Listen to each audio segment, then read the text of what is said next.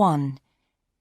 You will hear a number of different recordings, and you will have to answer questions on what you hear. There will be time for you to read the instructions and questions, and you will have a chance to check your work. All the recordings will be played once only. The test is in 4 sections. At the end of the test, you will be given 10 minutes to transfer your answers to an answer sheet. Now turn to Section 1. Section 1. You will hear a conversation between 2 friends called George and Nina about a summer music festival. First, you have some time to look at questions 1 and 2.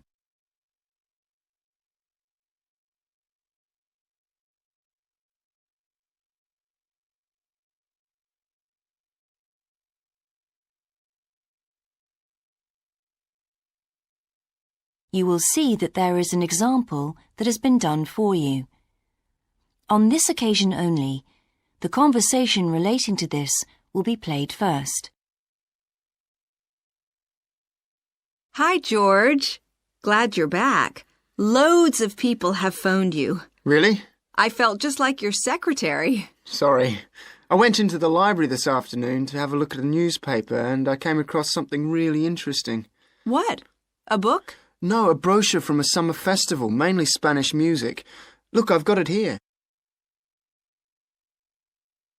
George says that he found a brochure from a festival, so B has been circled as the answer. Now we shall begin. You should answer the questions as you listen, because you will not hear the recording a second time. Listen carefully and answer questions 1 and 2. Hi, George. Glad you're back. Loads of people have phoned you. Really? I felt just like your secretary. Sorry. I went into the library this afternoon to have a look at a newspaper and I came across something really interesting. What? A book? No, a brochure from a summer festival, mainly Spanish music. Look, I've got it here. Spanish music? I really love the guitar. Let's have a look. So what's this group, Guittarini? They're really good. They had a video with all the highlights of the festival at a stand in the lobby to the library, so I heard them. They play fantastic instruments, drums and flutes and old kinds of guitars. I've never heard anything like it before. Sounds great. Okay, shall we go then? Spoil ourselves? Yes, let's. The only problem is there aren't any cheap seats. It's all one price. Well, in that case, we could sit right at the front. We'd have a really good view. Yeah, though I think that if you sit at the back, you can actually hear the whole thing better. Yes. Anyway, we can decide when we get there. Before you hear the rest of the conversation, you have some time to look at questions 3 to 10.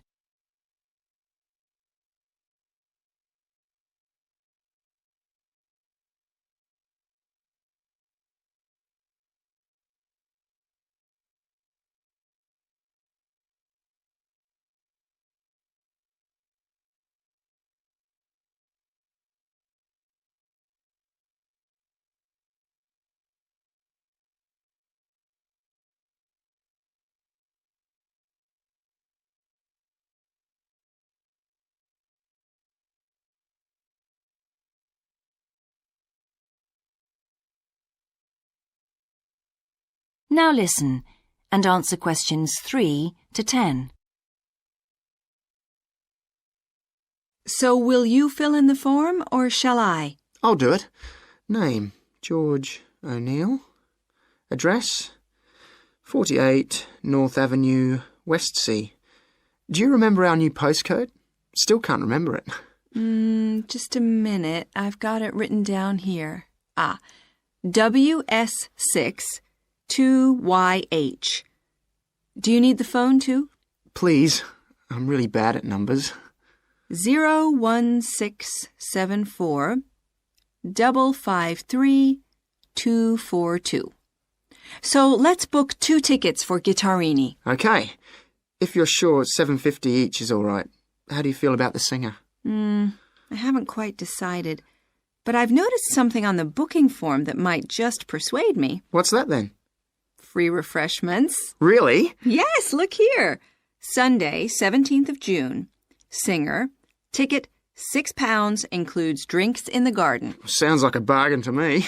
Yes. Let's book 2 tickets for that. So, what else? I'm feeling quite keen now. How about the pianist on the 22nd of June? Anna Ventura? I've just remembered that's my evening class night. That's okay. I'll just have to go on my own. But we can go to the Spanish dance and guitar concert together, can't we? Yes, I'm sure Tom and Kieran would enjoy that too. Good heavens, £10.50 a ticket. I can see we're going to have to go without food for the rest of the week. We'll need to book 4. Wish we were students. Look, children, students, and senior citizens get a 50% discount on everything. If only. That is the end of section 1. You now have half a minute to check your answers.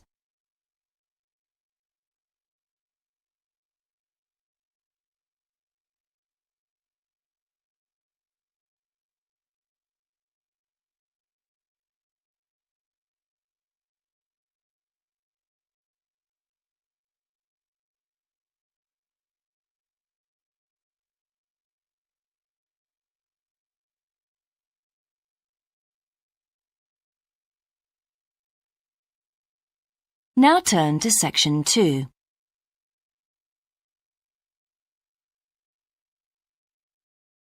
Section 2. You will hear the education officer of a dinosaur museum giving information to some teachers who are planning a school visit. First, you have some time to look at questions 11 to 15.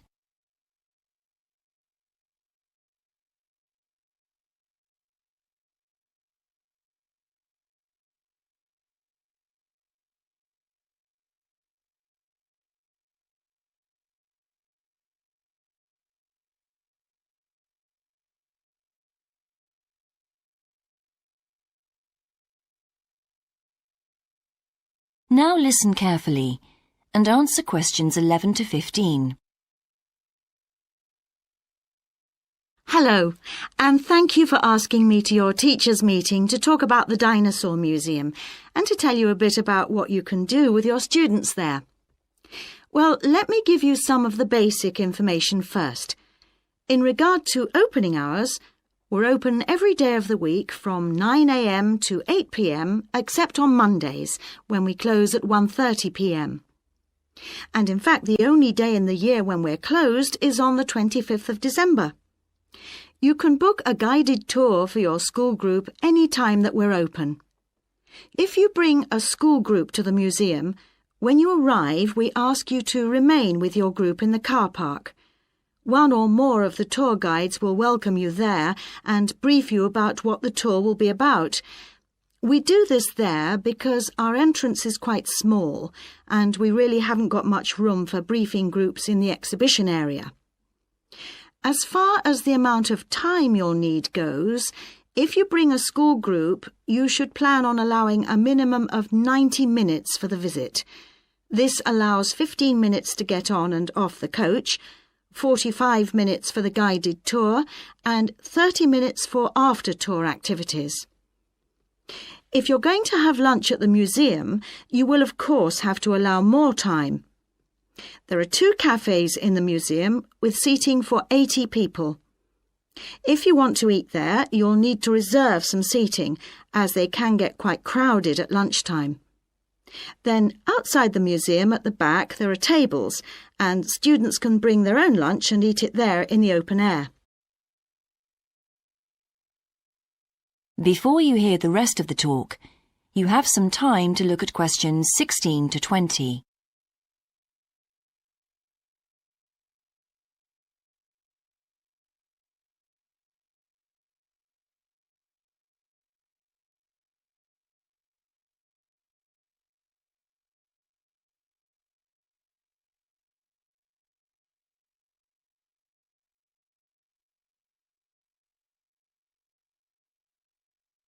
Now listen and answer questions 16 to 20. When the students come into the museum foyer, we ask them to check in their backpacks with their books, lunchboxes, etc. at the cloakroom before they enter the museum proper. I'm afraid in the past we have had a few things gone missing after school visits, so this is a strict rule. Also, some of the exhibits are fragile, and we don't want them to be accidentally knocked.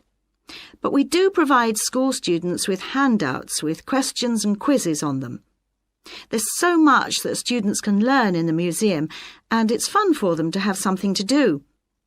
Of course, they'll need to bring something to write with for these. We do allow students to take photographs. For students who are doing projects, it's useful to make some kind of visual record of what they see that they can add to their reports. And finally, they should not bring anything to eat into the museum or drinks of any kind. There are also a few things that students can do after the tour. In the theaterette on the ground floor, there are continuous screenings of short documentaries about dinosaurs which they can see at any time. We used to have an activity room with more interactive things like making models of dinosaurs and drawing and painting pictures, even hunting for dinosaur eggs. But unfortunately the room was damaged in a bad storm recently when water came in the roof, so that's closed at the moment. But we do have an IT centre where students have access to CD-ROMs with a range of dinosaur games. These games are a lot of fun, but they also teach the students about the lives of dinosaurs, how they found food, protected their habitat, survived threats, that kind of thing. And I think that's all I have to tell you. Please feel free to ask any questions if you would like to know anything else about. That is the end of Section 2. You now have half a minute to check your answers.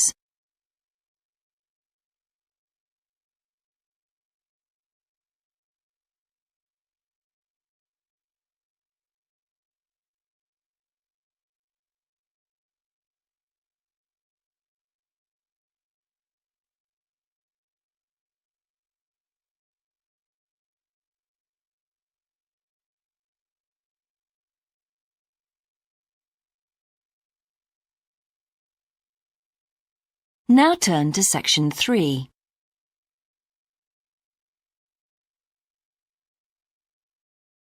Section 3.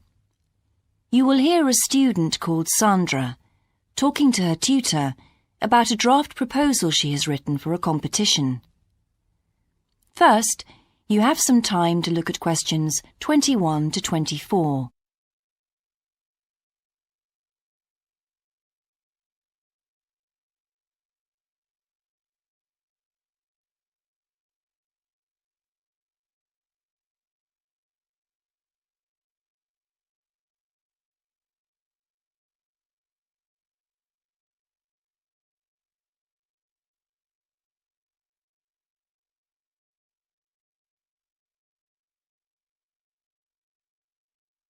Now listen carefully and answer questions 21 to 24.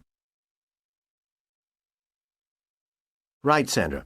You wanted to see me to get some feedback on your group's proposal, the one you're submitting for the Geography Society field trip competition. Uh-huh.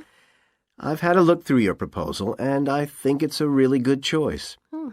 In fact, I only have a few things to say about it, but even in an outline document like this, you really have to be careful to avoid typos and problems with layout in the proposal, and even in the contents page. So read it through carefully before submitting it, okay? Will do. And I've made a few notes on the proposal about things which could have been better sequenced. Okay. As for the writing itself, I've annotated the proposal as and where I thought it could be improved. Generally speaking, I feel you've often used complex structures and long sentences for the sake of it, and as a consequence, although your paragraphing and inclusion of subheadings help, it's quite hard to follow your train of thought at times. Oh. So, cut them down a bit, can you? Really? Yes, and don't forget simple formatting like numbering. Didn't I use page numbers? I didn't mean that. Look, you've remembered to include headers and footers, which is good, but listing ideas clearly is important. Number them or use bullet points, which is even clearer. Then you'll focus the reader on your main points. I thought your suggestion to go to the Navajo Tribal Park was a very good idea. No, I've always wanted to go there. My father was a great fan of cowboy films and the Wild West, so I was subjected to seeing all the epics, many of which were shot there. As a consequence, it feels very familiar to me, and it's awesome, both geographically and visually. So it's somewhere I've always wanted to visit. The subsequent research I did and the online photographs made me even keener. Before you hear the rest of the conversation, you have some time to look at questions 25 to 30.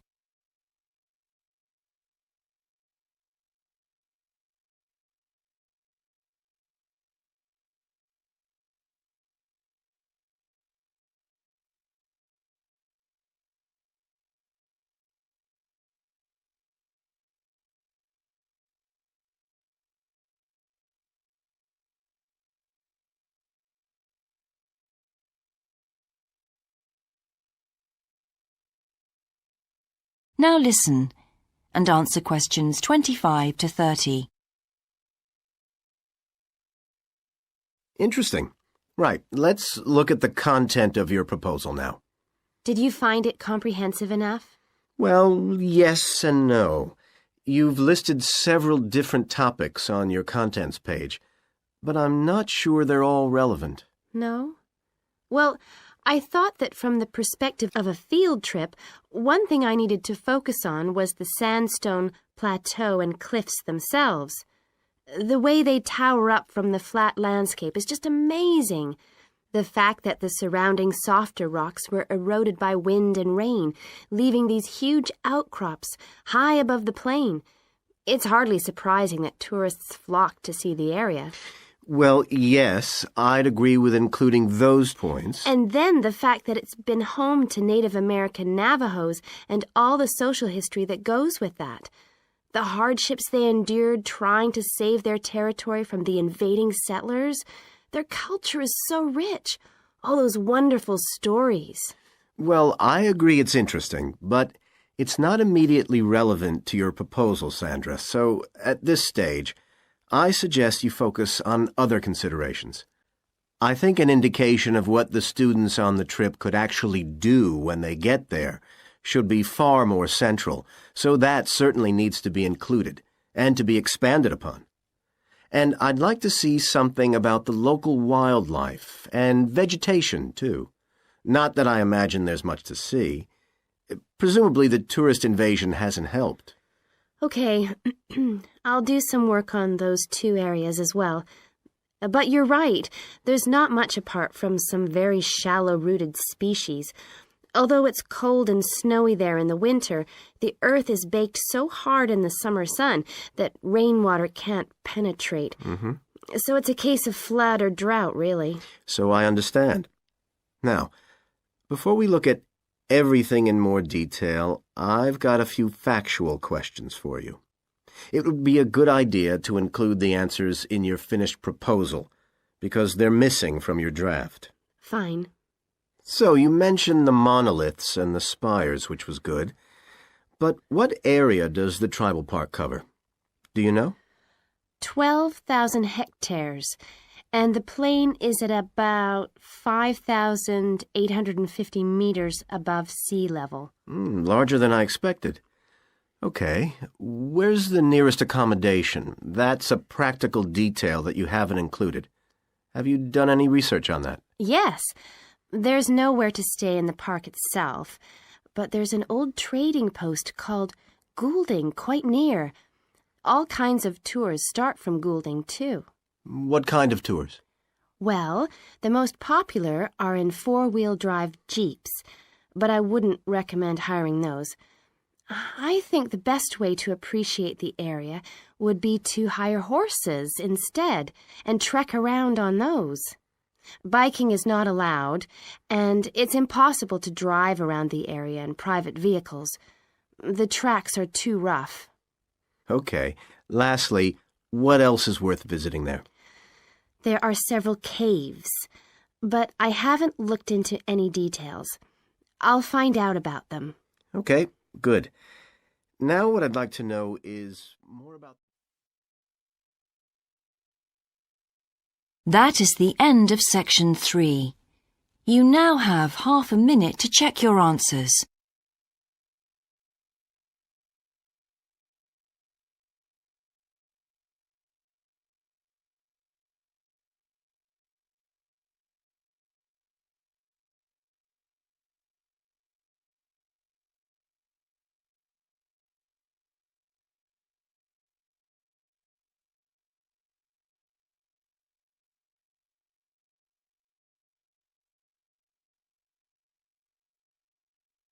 Now turn to section 4.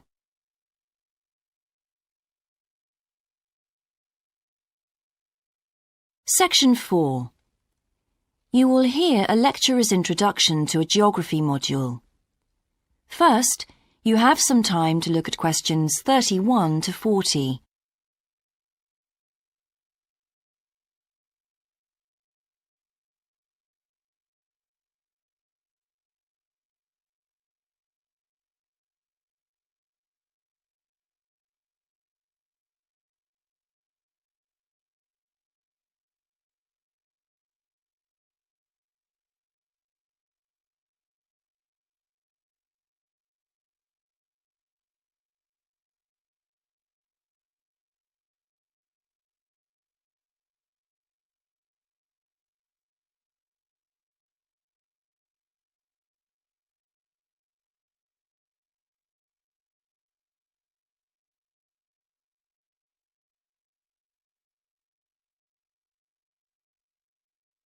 Now listen carefully and answer questions 31 to 40.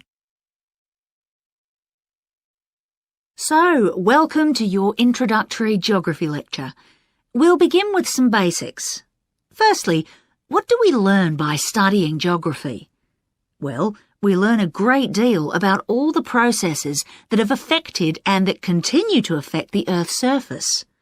But we learn far more than that, because studying geography also informs us about the different kinds of relationships that develop between a particular environment and the people that live there. Okay, we like to think of geography as having two main branches. There's the study of the nature of our planet, its physical features, what it actually looks like, and then there's the study of the ways in which we choose to live and of the impact of those on our planet. Our current use of carbon fuels is a good example of that. But there are more specific study areas to consider too, and we'll be looking at each of these in turn throughout the semester. These include biophysical geography, by which I mean the study of the natural environment and all its living things. Then there's topography. That looks at the shapes of the land and oceans. There's the study of political geography, and social geography too, of course, which is the study of communities of people. We have economic geography, in which we examine all kinds of resources and their use, agriculture, for example. Next comes historical geography, the understanding of how people and their environments and the ways they interact have changed over a period of time. And urban geography, an aspect I'm particularly interested in, which takes as its focus the location of cities, the services that those cities provide, and migration of people to and from such cities. And lastly, we have cartography. That's the art and science of map making. You'll be doing a lot of that. So, to summarise before we continue, we now have our key answer. Studying this subject is important because without geographical knowledge, we would know very little about our surroundings and we wouldn't be able to identify all the problems that relate to them. So, by definition, we wouldn't be in an informed position to work out how to solve any of them.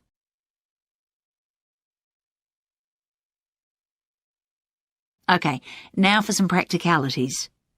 What do geographers actually do? Well, we collect data to begin with. You'll be doing a lot of that on your first field trip. How do we do this? There are several means. We might, for example, conduct a census, count a population in a given area perhaps.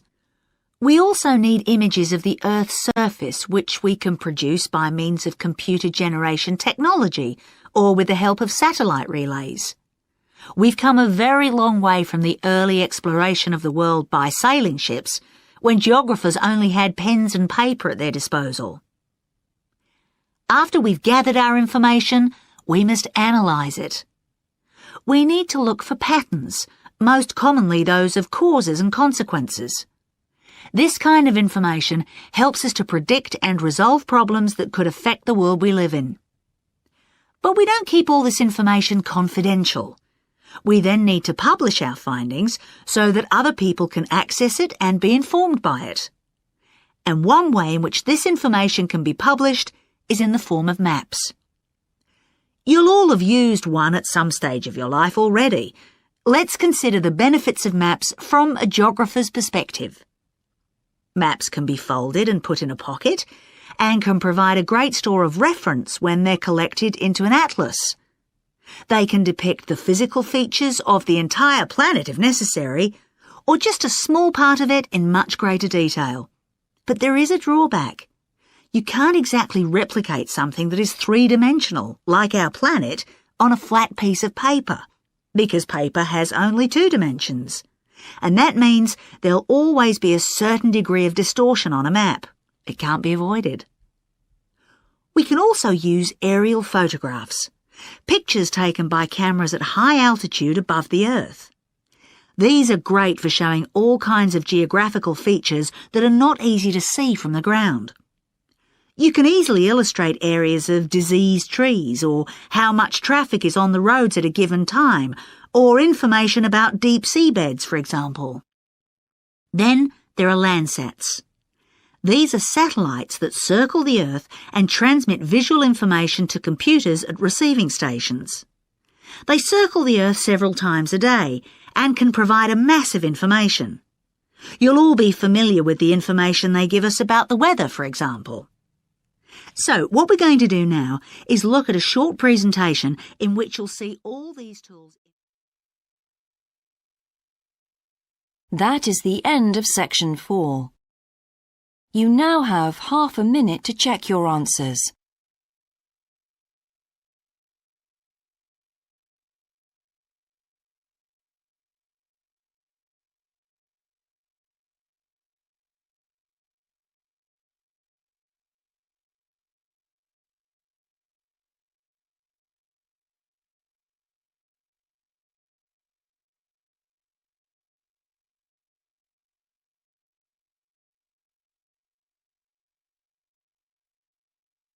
That is the end of the listening test. In the IELTS test, you would now have 10 minutes to transfer your answers to the answer sheet.